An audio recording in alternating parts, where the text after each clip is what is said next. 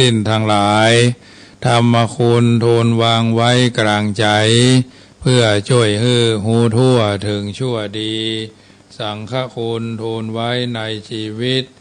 เพื่อช่วยพิษพ้นทุกข์เป็นสุขีด้วยบุญอภิวันอัญชลีสวัสดีโดยการนิรันดร์เทิน10 นิ้วกราบแนบใต้ไหวสาปาละมีธรรมในครูบาอาจารย์พระมหาเถรานุเถระท่านเจ้าคณะพระสังฆาธิการทุกรูปทุกตนขอความสุขความสวัสดีในธรรมะแห่งองค์สมเด็จพระสัมมาสัมพุทธเจ้าจงมีแก่บรรดาสาธุชนท่านผู้ฟังทุกท่านที่ได้มีโอกาสเปิดวิทยุรับฟังรายการเสียงธรรมก่อนรับตาตั้งสถานีวิทยุเพื่อการศึกษาพระพุทธศาสนาและวัฒนธรรมFM ความถี่ 104.50 เมกะเฮิรตซ์ส่งสัญญาณจากวัดยังกำสู่สถานีแม่ข่ายใหญ่วัดฝ่ายหินตำบลสุเทพอำเภอเมืองจังหวัดเชียงใหม่เมตตาในท่านพระครูสมุวิสุวัตรวรกิจโจท่านเจ้าอาวาสท่านผู้อำนวยการวิทยุแห่งนั้นถวายเวลาเพื่อธรรมาภาพพระมหาประสิทธธรรมาภินันโทวัดยังกำตำบลมะกอกอำเภอป่าซางจังหวัดลำพูนเผยแผ่ธรรมในนามของคณะสงฆ์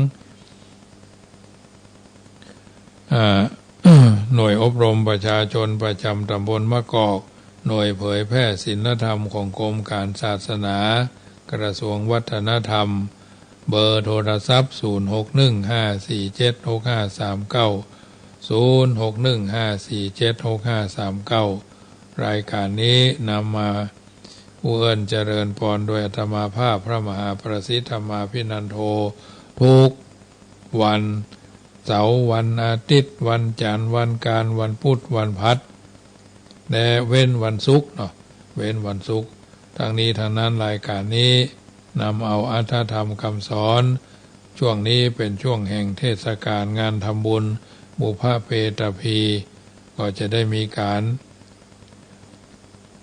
เทศนาธรรมไปเป็นเรื่องไปเป็นเรื่องแต่ละวันเพราะฉะนั้นญาติโยมสาธุชนที่อยู่ท่าดาวฟังกันอยู่ทางบ้านเบื้องแรกนี้จะได้นำพาญาติโยมกราบพระไหว้พระเพลลำดับไปก่อนกราบ1กราบ2กราบ3กราบ4กราบ5อะระหังสัมมาสัมพุทโธภควาพุทธังภควันตังอภิวาเทมิกราบสวากขาโตภควตาธัมโมธัมมังนามัสสามิกราบสุปฏิปันโนภควโต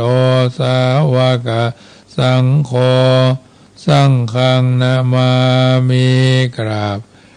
มาตาปิตุคุณังอหังวันตามิกราบคุณูปการีวันตามิกราบพระพุทธกราบพระธรรมกราบพระสงฆ์กราบระลึกถึงคุณพ่อคุณแม่กราบระลึกถึงคุณของครูบาอาจารย์ต่อไปก็ตั้งอกตั้งใจโยขันแก้ว5โกฏากเพนลำดับไปโยพุทโธอันว่าพระพุทธเจ้าตนใดโลกุตตะโมตนประเสริฐอุดมกว่าหมู่สัตวโลกอันมีญาณปัญญาหาที่สุดบ่ได้สันนิสิโนนั่งอยู่แล้วดีนักบ่หวั่นไหวแต่พยามารวราโพธิโมเลนั่งเนื้อแดนแก้วแทบไกลเก่าไม้มหาโพธิ์ตนประเสริฐมหาติวิจัยโยผจญแพ้สงครามอย่างใหญ่มาลังยังพยามารสาเสนังกับดังเสนาลิโพนมานากันจริงก็ได้ถึงแล้วสัมโพธิยังพยาสัพพัญโยตยานทรัตหูญายธรรมทั้งมวลอาหังอันว่าคาปัณณมามีก่อนอบน้อมไว้โดยกายวจีมโนทั้งพุทธังยังพระพุทธเจ้าตนนั่นแลโยมกะธัมโม อันว่ามรรคธรรมอันใดอันประกอบด้วยองค์8ประการนั้นมีสัมมาทิฏฐิเป็นต้นนาทีโกอันมีสัมมาทิฏฐิเป็นต้นนาริยปัตโตอันเป็นหนทางหนีไกลจากบาปอันเป็นหนอันโมฆะปเวสายะเพื่อเข้าสู่นิพพานนั้นพ้นจากทุกข์ในวัฏสงสารจะนานางแห่งคนทั้งหลายโหติก็มีแลอะยังมกะธรรมโมอันว่ามกะธรรมอันนี้สันติกโรอันกะทำมือบาปร่ำงับดับหายทุทัสโสนายโยอันมีนัยยะอันโกวนจักหูจักหัดจักหูจักหันยากนักปานิยานิโกอันนำสัตว์ถือออกจากวัฏสงสารโหติก็มีแลอายังมกะธรรมโมอันว่ามกะธรรมอันใดปานิยานิอันมกะธรรมอันใดปานิยานิโกนำสัตว์ถือออกจากวัฏสงสารโหติก็มีแลอาหังอันว่าคาปานามาเมก็นบน้อมไว้ด้วยกายวจีมโนตังธรรมังยังพระสัทธรรมเจ้านั่นแลโยสังโฆอันว่าพระสังฆเจ้าหมู่ใดวิสุทโธ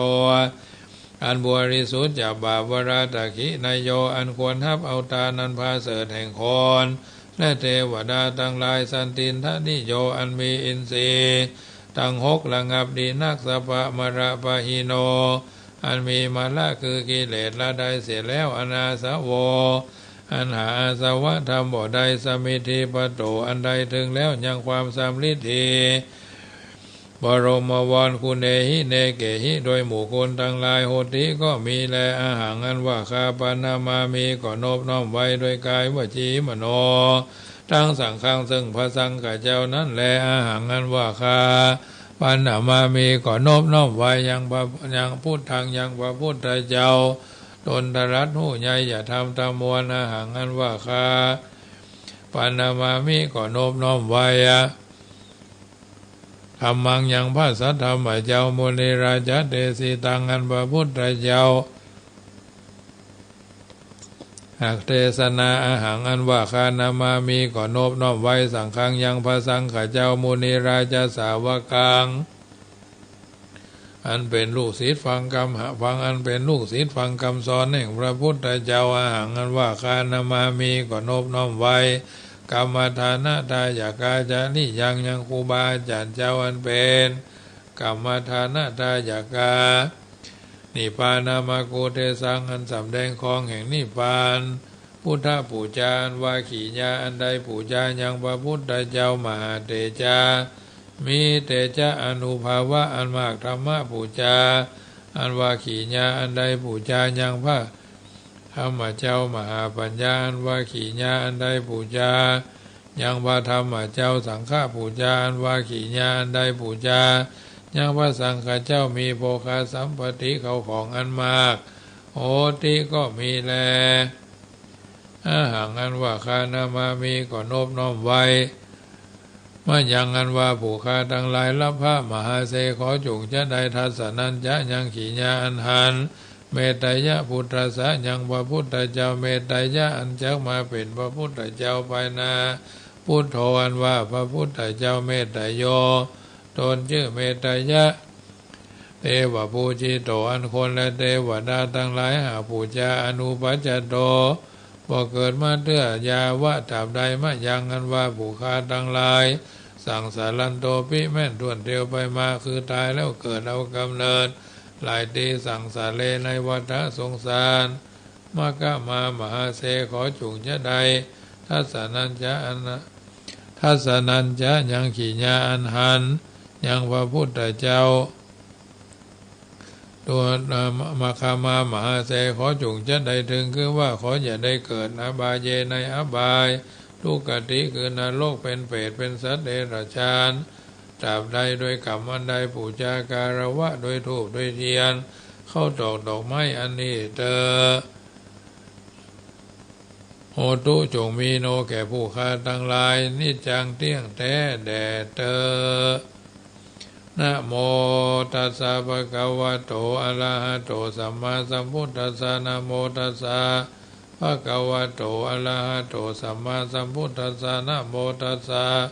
ภะคะวะโตอะระหะโตสัมมาสัมพุทธัสสะป พุทธังสรณังกัจฉามิธัมมังสรณังกัจฉามิสังฆังสรณังกัจฉามิทุติยัมปิพุทธัง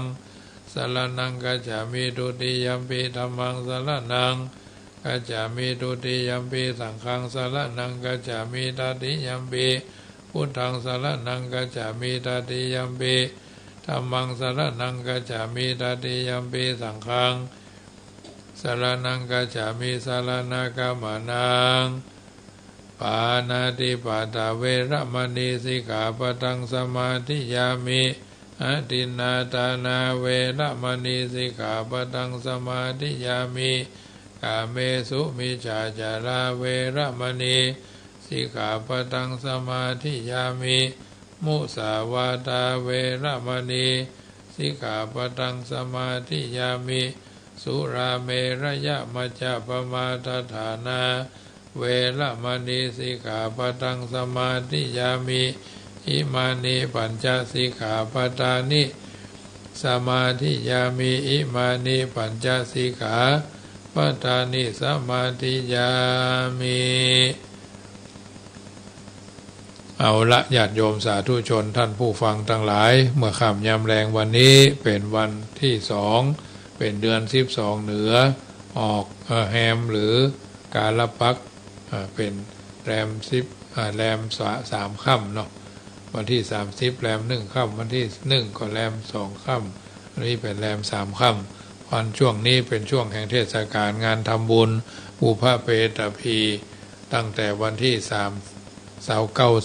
30ที่1ที่2มานี่ก็จะน้อมนำเอาพระธรรมเทศนา30เนาะ30ที่1ที่2ค่ำแรงวันนี้ขึ้น104นี้ก็จะน้อมนำเอาพระธรรมเทศนาเรื่องญาติคุณนกถามาเทศนาญาติโยมสาธุชนที่อยู่ทางบ้านฟังกันไปเนาะท่านเคยทำบุญหาพ่อหาแม่หาพี่หาน้องก็น้อมจิตน้อมใจเนอะเป็นการฟังพระธรรมเทศนา13ผูกด้วยกันเนอะเริ่มมาหลายวันละท่านทั้งหลายก็น้อมจิตน้อมใจว่ามาได้ทานขันเข้าก็เอาพระธรรมเทศนาที่ได้ฟังแต่ละวันน่ะอุทิศเป็นสมาธิภาวนาหาพ่อหาแม่ของเฮาหาพี่หาน้องสามีภรรยาของเฮาก็แล้วแต่เพราะฉะนั้นเพื่อเป็นการมาได้เสียเวลาจะได้นำพาญาติโยมอาราธนาธรรมพร้อมกันเนอะกาโลยันเตมหาวีระสัจจังธัมมังธัมโมธัมมังอนุกัมปิมังปัจจังอาราธนังกะโลมานะโมตัสสะภะคะวะโตอะระหะโตสัมมาสัมพุทธัสสะอัตตาสิเมอากาสิเมยติมิตาสขาจะเมติสาตโวดูลาอุปาสกะอุปาสิกาทั้งหลายตั้งยิ่งใจละลำแล้วแถวเดาผู้ตั้งยกตั้งใจฟังรายการเสียงธรรมนะก่อนรับตาภาคธรรมเทศนาค่ำวันนี้เป็นวันจันทร์ที่2เดือนตุลาคม2566เป็นเดือน12เหนือแห่มา3ค่ำพร้อมว่าเป็นวันที่เฮาท่านทั้งหลายเปิดวิทยุรับฟังรายการเสียงธรรมก่อนนับตาอัตมาภาพพระมหาประสิทธธรรมาภินันโทน้อมนำเอาพระธรรมเทศนาเรื่องอานิสงส์ญาติคุณนากาตาเพื่อจักอุทิศไปหาพ่อแม่ปู่ย่าตายาย7เช่นตระกูลเป็นเก้าเช่นตระกูลเป็นแดนแสนเต้นตระกูลเป็นไม้ท่านเจ้าเหล่านั้นเขาเจ้าเหล่านั้นจุใหญ่น้อยใจยิงล้มหายตายจากพัดภาคจากมนุษย์เมืองคนเอาตนไปสู่ปรโลกภายนาพระธรรมเทศนานี้นาเนื่องในเทศกาลเปตตพีที่หมู่เฮาเหล่าเจ้าค่ะจะได้ทำบุญอุทิศหาพ่อหาแม่หาพี่หาน้องผู้ที่ล้มหายตายจากอันพากันเข้าสู่กะทำบุญเพื่อพายแผ่บุญกุศลแก่ผู้ล้มหายตายจากเช่นตระกูลเป็นเก้าเช่นตระกูลเป็นแดนเอาตนภาคจากเมืองคนนาโดยใจมีใจแก่กา ตังนากะตำดีอุทัยสะส่วนบุญมีมากกวางคือผงผู้มีคุณมากนักบาเจ้ากล่าวว่ากะตัญญูกะตะเวทีปิตามารดาพ่อแม่ตั้งฝูงอยู่เจ้าวะ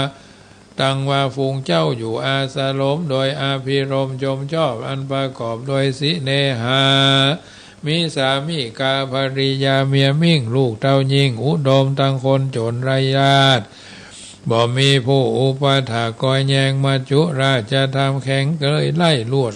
เขาเลยลวดไล่ขาดใจตายเหตุนั่นนาตันตั้งลายจูโพ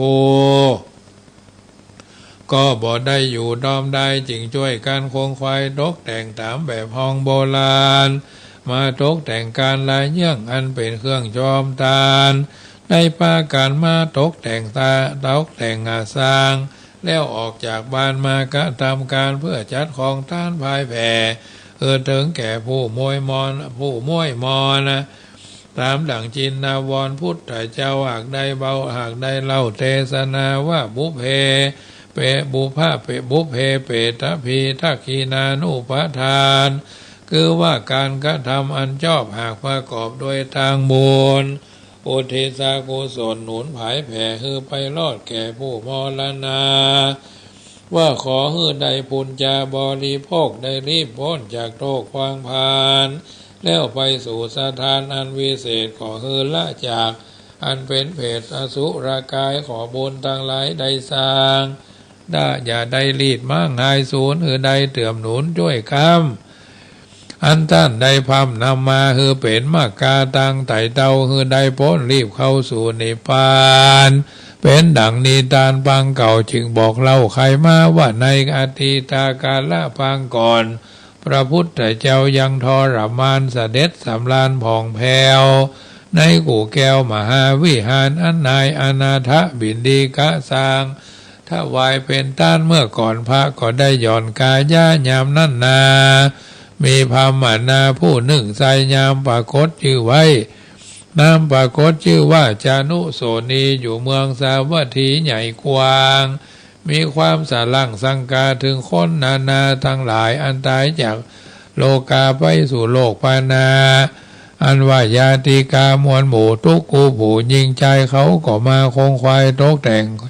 ยังเข้าน้ำแห่งปัจจัยเพื่อจักอุทิศไปหา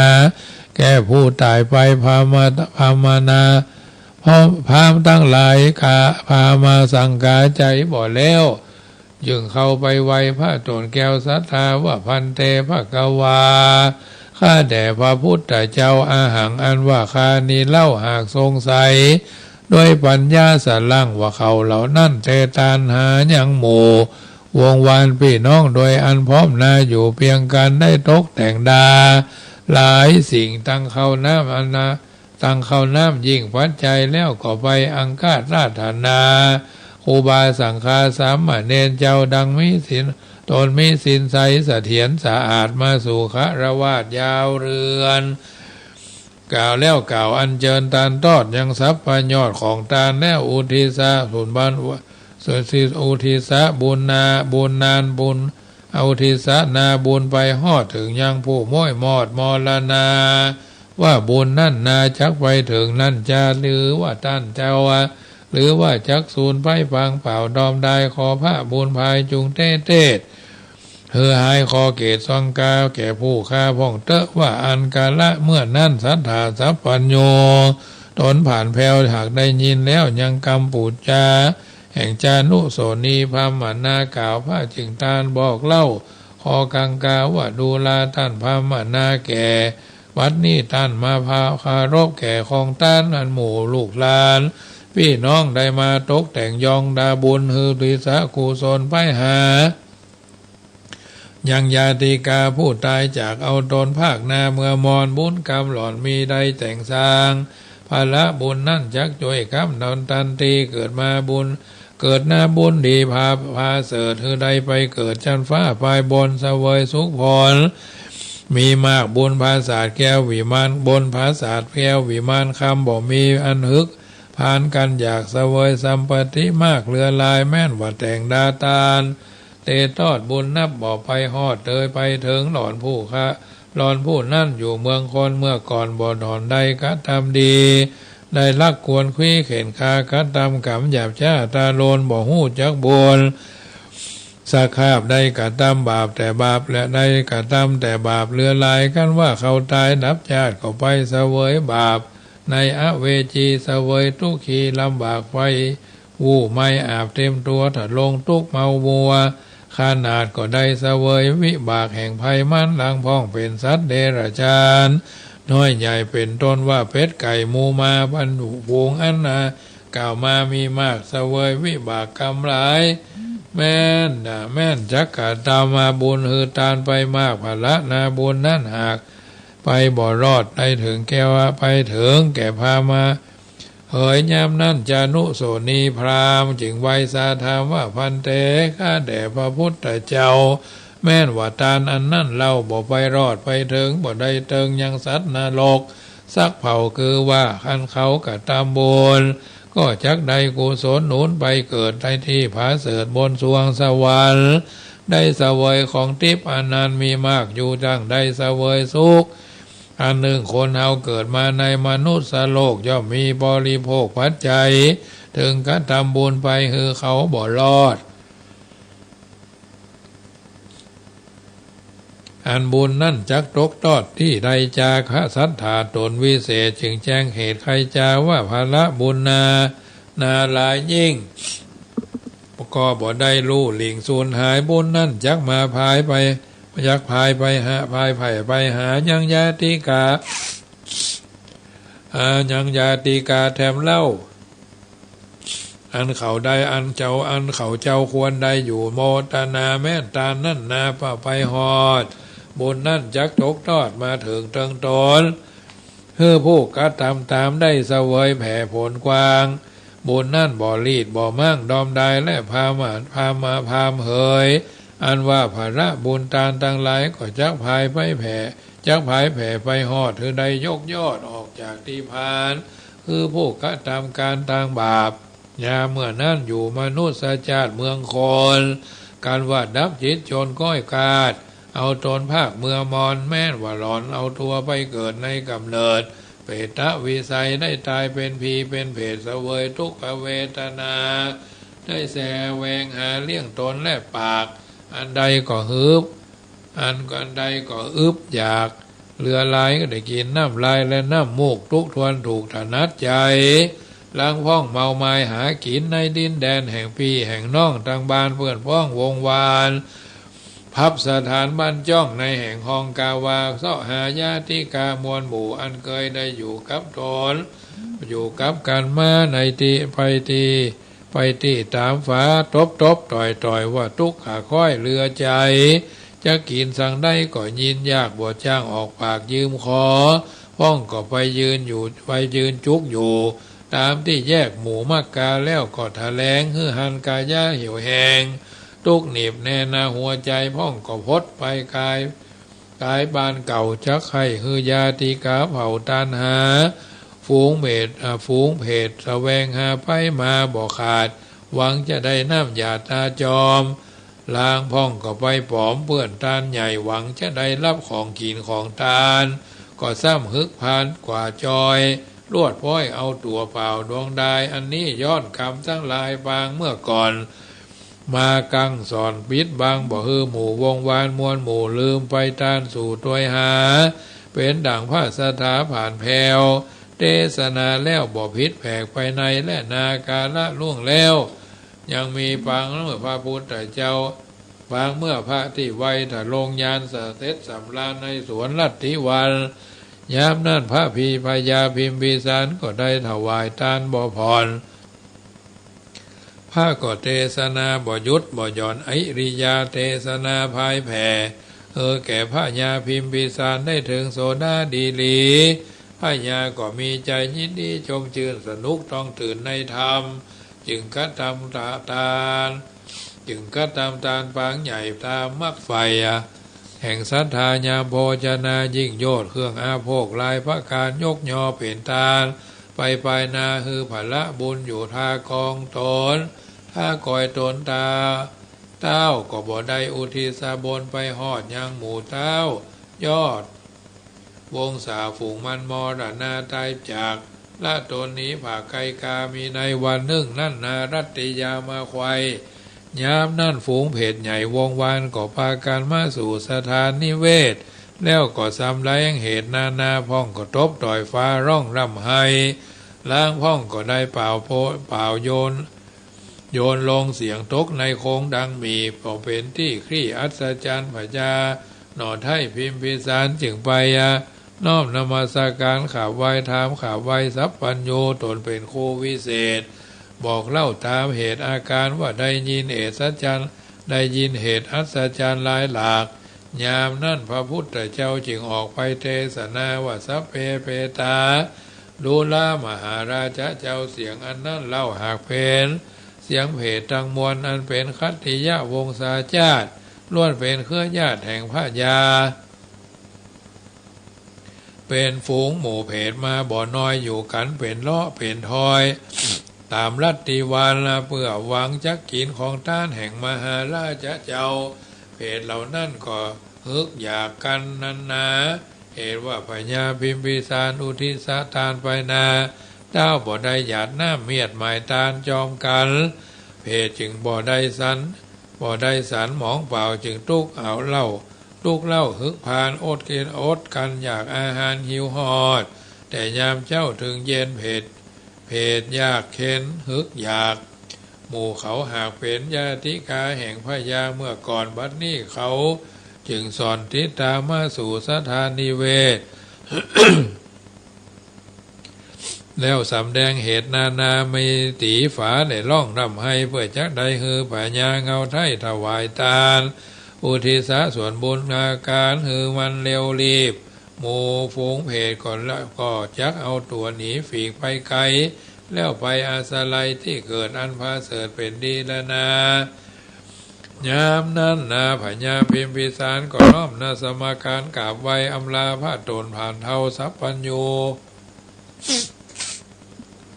ไปสู่ผังกาภาษาแล้วก็ออกปากคืออามาตย์และเสนาตัวตกแต่งดาลายเยื่องอันเป็นเครื่องเตตานมีโภชนะอาหารมวลมากทั้งเขาบินดีบาทและพระพุทธองค์คำเป็นเก้าทลาบต่อเต้าภิกขุทั้งหลายอุทิศภายบุญแผ่แล้วหยาดน้ำตกแต่ธรณีว่าขอบุญญาราศีอันวิเศษคาอันคาน้อมเนตรนาดาตานขออธิษฐานบุญไปหอดฝูงหมู่เจ้ายอดญาติกาขอผู้จุกได้อนุโมทนาจมชื่นใจหอมหื่นในกองบุญนี่แต่เจอว่าแล้วรัตติยากลางคืนนั้นมาควายยามนั่นหมู่เพจใหญ่ก็มาสำแดงแก่ตนตนแรงลำอวนมีเนื้อล้วนขาวใสบ่มีเสื้อผ้าแผ่นกายาโปกห่มยองผ้ายาก็เธอก็โศกทุกทองอัศจรรย์ว่าการอย่างนี้จักมีเหตุใดจะอันโดยอาเพศสันใดจึงรีบเสด็จไปถามพระองค์งามที่ไว้ว่าพันเตข้าแด่พระยอดไทยโกโดมบัดนี้ข้าก็ได้หันยังตนปรุงเหตุมาสำแดงเพศกลางคืนบ่หันมีผ้าผ่อนต้อนสบายบกคุมห่มเกาเปื่อยตัวหลอดล่อนจอนนาเปล่าดอมได้เป็นสัตว์เดรัจฉานได้ที่ไวขอพระเงาไทยจุงเทศนาแด่เตอะเมื่อนั่นพญาเมื่อย่านพระสัพพัญโยพระพุทธเจ้าตนเป็นคู่แก่โลกมักไข่โพดพระญาจึงเทศนาว่าดูรามหาราชเจ้าอันต้านกาหากอันต้านหากตานปัจจัย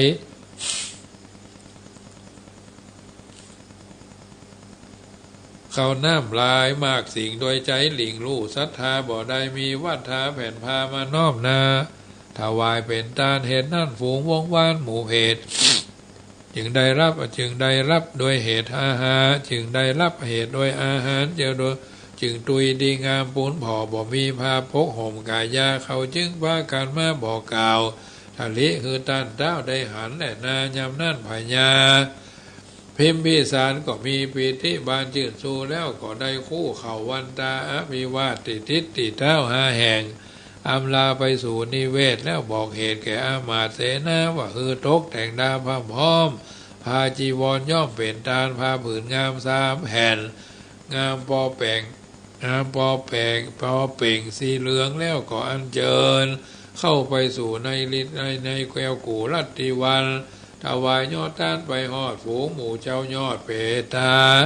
ยามนั่นเพตนาหูแล้วก็มีใจผ่องแผ้วอภิรมยินดีมีกายวจีงามสะอาดโดยพละผลนะลาดอุดหนุนไม่จึงมีโตนนุ่งห่มงามสะอาดจึงพากันเข้าไปสู่ผาศาสตร์ปลายบนนำเอาโตนเมื่อเกิดจันฟ้าเลิศทุสีตาแล้วก็ย้อนพละบุญตาแห่งพญานั่นแหละนะยามนั่นพญาพิมพิสารนมัสการขับไวพระเงาไทยสัพพัญโยตนเป็นคู่แก่โลกเจาะว่าได้โพดเวตาโดยตานจอมหาเตตอดโดยตานจอมหาเตตอดถือเอายอดผ้าเหลืองสมปันเพิงสมปันเพิงแห่งสมานาเพศอุทิศบุญแก่ยะเพศญาติกาจึงเป็ดสันไลจาบ่แจงขอพระจุงแสงเทศนาพ้องเธอสัทธาอันว่าสัพพัญโยตนเป็นปิ่นเก่าพระทะลงธรรมยักสำแดงแจงพระจึงแสงเทศนาว่าดูลามหาราชเจ้าอันว่าพาย่อมฝาด3 ผืนอันต้านได้ตากตึงงามสะอาดนำมาสู่อาวาสเตตานแล้วหยาดน้ำวางไปหอดเวียงไปฝูงยอดเพตาฝูงเพศกว่านุโมทนาแล้วก็ได้กากาดแก้วไปสู่สวรรค์อยู่สุขเทียมตันยิ่งโยศได้เสวยพละมิ่งหลายมากก็นางฟ้ามีนางฟ้าหากยังยายบนวิมานใสสะอาดในพระศาสตร์ภายบนเป็นเทวดาตนวิเศษก็โดยเหตุอันเขาได้อนุโมทนายังบุญอันไผ่ญาตานไปหอดบุญนาจักยอดบุญอันยอดอันยอดนั่นจอดถึงเขาจึงได้เอาตนเมื่อเกิดในห้องฟ้าเลิศเมืองสวงสวรรค์ยามนั่นพญาก็ได้ไข้หันแถมเล่าว่าญาติกาเก่าอยู่กันสันได้จุงยอมือไวทูลสาพันเตพระควากะแด่พระสัทธาตนวิเศษคาได้ไข้หันเพศทั้งหลายอันใดกับกายไปเกิดจันฟ้าเลิศไปบนขอพระจุงสำแดงแจ้งเพื่อแน่นใจเฮาทะลายามนั่นพระสัทธา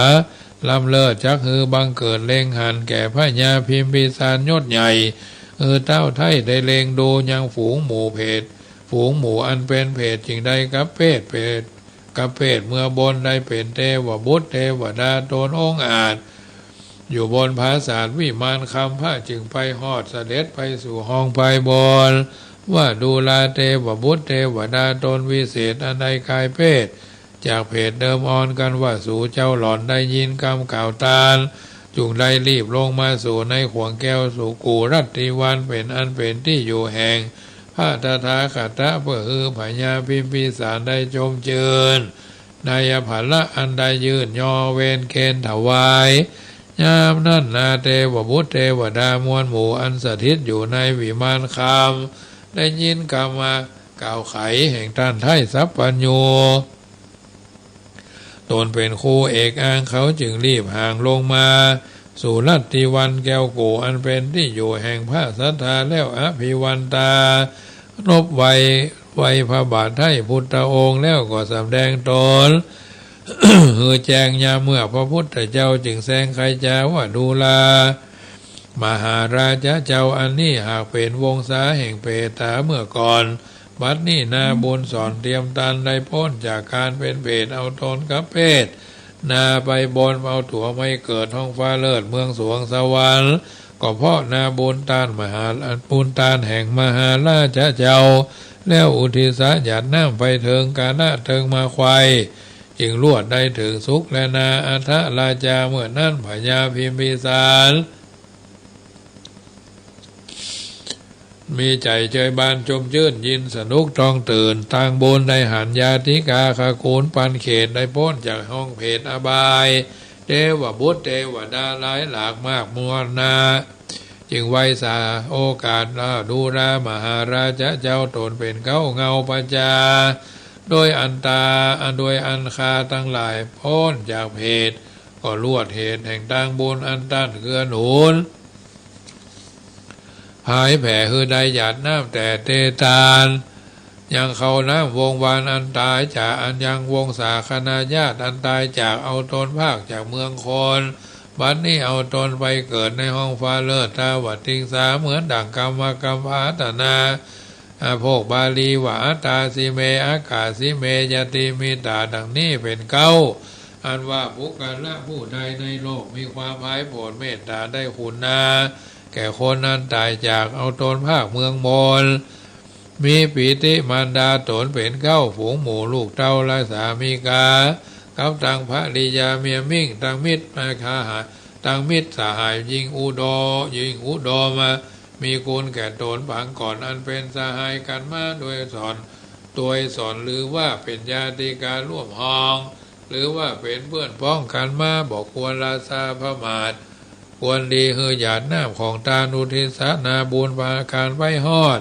แก่ฝูงเจ้ายอดขกูลก็จะเป็นนาบุญอันใหญ่กว่าหยาดอันอาจได้เป็นดีได้พ้นจากอันเป็นผีเป็นเพศทุกขเวทนาบุญอันนี้นาจะพาไปฮอด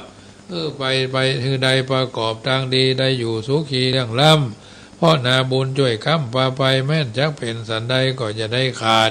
จะได้ประมาททางบุญมีหนทางเส้นเดียวเท่าอันช่วยค้ำคือผู้ตายคือว่าถวายทานไปฮอดคือบุญไปจ่อจูจอดรอดถึงเติงตานเป็นสับเป้าคำเลมาใหญ่อันใดใส่แข้งของตานและบองและปองเอาคนออกจากว่าข้ามวากนาเมื่อบนเมื่อสู่เมืองสวรรค์เทวโลกอันใดพ้นจากทางโลกทางผ่านขออย่าได้ปาการร้องลำให้มันบ่ได้อันใดจักมาเป็นติดทุกข์ใจปางเปล่าอันคนตายนั่นเล่าก็บ่ได้ยินดีแม่นเป็นหน้าที่แม่น้ำไขว่ควางเกิดรอบดานต่างไปกันล่ำให้หาใครทุกยากก็ลำบากตัวคนไปเต็มล่ำให้สันใดก็แล้วมันบอกกาดแก้วคืนมาจักเสียน้ำตาฟางเปล่าควรดีขึ้นเล่าถึงตาลยังโภชนะอาหารหลายสิ่ง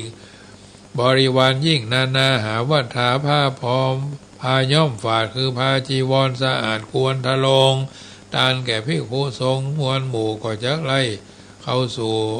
จักใดอยู่สุขใจแล้วอุทิศนาบุญไปฮอดปูงเจ้ายอดอันเป็นเปตามวลผู้มอละนาตายจากปากันหยาดน้ำเหนือดินทั้งใจหนิมเตียงมัดขอเฮือใดลำเพิงขึ้นฮอดถึงเจ้าย่อถึงยังยุนบุญอันยอดใดเตตานถึงพระริยาลานและลูกเท่าโดยหมู่เท่าแก่สามิกาตั้งพิตามารดาพ่อแม่จะได้แว่ทางผานจุงเอากันไปเกิดที่ผาเสดเป็นดีเป็นจ่าพ้นจากการเป็นผีเป็นเบรพ้นจากเขตนะบายตั้งนิยายบอกเล่าตั้งพระพุทธเจ้าเทศนานี่เธอว่าอันแล้วยามนั่นพญาพิมพิสารก็มีใจจมบานชื่นจ้อยเตือเต้าก็สนุกท้องตื่นทางธรรมแล้วก็นมัสการขับไว้อำลาตันให้เทพอาสัพพัญญูตนเป็นครูพายแผ่โดยอันแจ้งแก่ใจตนก็เสด็จหนสู่นิเวศปราสาทอันเป็นห้องราชาก็มีวันนั่นแหละนาตุมเหภวันตาท่านสาธุชนคนดีผู้ฟังรายการเสียงธรรมก่อนรับตาภาคพระธรรมเทศนาเรื่องอานิสงส์การทำบุญอุทิศหาญาติที่คุณนาคาถามาในเทศกาลเดือน12พื้นบานลานาหาริพุนชัยแก้วกวางมาถึงปัจจุบันวันนี้เดือน12เหนือแหม3ค่ำเฮอสมกรรมกำพาธนาท่านทั้งหลายได้กระทำบุญตานขันเข้าใส่บาตรตานสลากและก็ตานสังยืนอื่นประการสันใดก็ดีอันทำโดยจิตใจใสสะอาดที่หามาโดยน้ำพักน้ำแรงแห่งท่านทั้งหลายที่อยู่ทางบ้านทางจองแม่นว่าไปวัดไปวาบ่ใดสุขภาพบ่อำนวยแต่จิตใจมันเตียงในคุณแก้วทั้ง3ประการว่าพุทโธเมนาโถธัมโมเมนาโถสังโฆเมนาโถ พ่อแม่เป็นที่พึ่งที่เคารพนอบน้อมครูบาอาจารย์เป็นที่พึ่งเป็นที่เคารพอานิสังสผลแห่งการฟังพระธรรมเทศนายาอุทิศญาติคุณนกาถาสมสมัยได้เวลานิติตังก็บังกอมสมเลศเสด็จเสียเต้าอีก่อนแลเอาละศรัทธาญาติโยมสาธุชนคนดีที่ฟังรายการอยู่ทางบ้านในช่วงแห่งพระธรรมเทศนาเนอะต่อไปก็ภายแผ่ยายบุญเนอะที่เฮาท่านทั้งหลายได้ฮือตานมาแต่ละเตื้อแต่ละวันนั้นก่อนจะรับจะนอนเข้าสู่นิทาบุญขินบุญทานที่เฮาได้ฟังพระธรรมเทศนาวันนี้ขอฮือแล้วเสียยังกรรมกรรมภาธนาตั้งอกตั้งใจภายแผ่ยายบุญเนอะอิมินาปุญญกรรมเมนะด้วยเดชเดชะผลบุญที่ข้าพระเจ้าได้ฟังพระธรรมเทศนาเรื่องญาติคุณนคาถารายการเสียงธรรมก่อนหลับตาในเย็นวันจันทร์นี้ขอกุศลส่วนนี้จงไปค้ำชูอุดหนุนท่านผู้มีพระคุณมีพ่อแม่ครูอุปชาอาจารย์องค์พระมหากษัตริย์ผู้เป็นประมุขของชาติองค์สมเด็จพระสังฆราชผู้เป็นประมุขของพระศาสนาพร้อมทั้งคณะรัฐบาลผู้บริหารประเทศเขตแดนโดยเฉพาะจังหวัดลำพูนเชียงใหม่แม่ฮ่องสอนเป็นต้นมิตรรักสนิทเพื่อนศาลาสัตว์น้อยใหญ่เจ้ากรรมนายเวรพระภูมิเจ้าที่เจ้าภูมิพรีนางพระแม่ธรณีนางพระแม่โพธิ์ศพนางพระแม่คงคาพระยายมราชนายนิริยบาลเท้าจตุโลกบาลทั้งสี่สิริคุตอามาตย์ท่านจตุมหาราชิกาเบื้องบนจนถึงที่สุดรอบมาเบื้องต่ำตั้งแต่อเวจีนรกขึ้นมาจนถึงมนุษย์โลกโดยรอบสุดขอบจักรวาลท่านทั้งหลายที่ได้รับความทุกข์มีพ่อแม่พี่ป้าน้าอาลุงปู่ย่าตายายพร้อมทั้งสรรพสัตว์ทั้งหลายและสรรพเปรตทั้งหลายก็ขอให้ท่านได้พ้นจากทุกข์ท่านทั้งหลายที่ได้รับความสุขก็ขอให้สุขยิ่งขึ้นไปด้วยเดชเดชะผลบุญที่ข้าพระเจ้าตั้งใจให้ไปนี้จงเป็นตบะเดชะเป็นพระวะปัจจัยเป็นอุปนิสัยนำส่งให้ข้าพระเจ้าทั้งหลายมีความสุขความเจริญและเกิดปัญญาญาณทั้งชาตินี้และชาติหน้าตลอดปัจจุบันชาติอย่างยิ่งจนถึงความพ้นทุกข์คือพระนิพพานในอนาคตการเบื้องหน้าโน้นเตินสัพพิติโยวิวัจจันตุสัพพโรโควินัสตุมาเตภวัตวันตรายโยสุขีทีคายุโกภวะอภิวาตานาสีลิสานิจังพุทธาปัจจายโนพุทโธบังซ้ายธัมโมบังขวาสังโฆบังกายาอะระหังบังเกสาอะระหังพุทโธนะโมพุทธายะอายุวันโนสุขังปะลังรายการเสียงธรรมก่อนรับตาสมสมัยได้เวลาท่านสาธุชนคนดีทั้งหลายใครกินใครทานร่วมทำบุญกับวัดจังกรรมในวันที่14ตุลาเป็นเดือน12ดับต้องการจตุปัจจัยเพื่อจะได้จ่ายให้ศาลาปัจจัยก็ยังขาดไปแถม 19,500 บาทเกิดจะได้ไฟใจเถิงแปลงใจเถิงก็ร่วมบุญกันได้เนอะวันที่4นี่คณะสงฆ์หน่วยอปต.ตำบลมะกอกจัดธรรมสัญจรณวัดสันกำแพงตำบลมะกอกเขาเนี้ยนิมนต์ท่านพระมหาทวีรัตน์ขันตยาพระโนประธานอปต.ตำบลในเมืองผู้ช่วยเจ้าวาดวัดพระธาตุหริพูนชัยและวันที่วันที่6ก่องานประชุมพระสังฆาธิการที่วัดที่หอประชุมมหาจุฬาลงกรณราชวิทยาลัยวันที่8กินสลากวัดสะพุงน้อยและก็ เมื่อคืนฟังพระธรรมเทศนาและสวดพระพิธรรมณวัดพระพุทธบาทตากผ้าอุทิศ100 วันแห่งท่านเจ้าคุณพุทธบาทพิทักษ์วันที่9ก็งานทำบุญ100 วันของพระคุณท่านวันที่10กินสลากวัดล้อมพระเจ้าตองในท่านพระธิการณพลสังฆโสพโนวันที่11ก็กินสลากวัดพระพุทธบาทตากผ้าพระอารามหลวงแล้วก็วันที่วันที่13ตาลสั่งวัดสันกำแพงวันที่14ก็ตาลสั่งวัดจังกำน้อมเอิญเจริญพรเนอร์0615476539เบอร์มือถือและเบอร์พร้อมเพย์ขันเข้าขันละ50 บาทเนอะ227ขันยังแถม100ปลายกึดจะได้ไฟจะถึงก็หอมกินหอมตาลกันได้เนอะจัตตารโอธรรมาว่าทันตุอายุวันโนสุขังปะลังอนุตตโร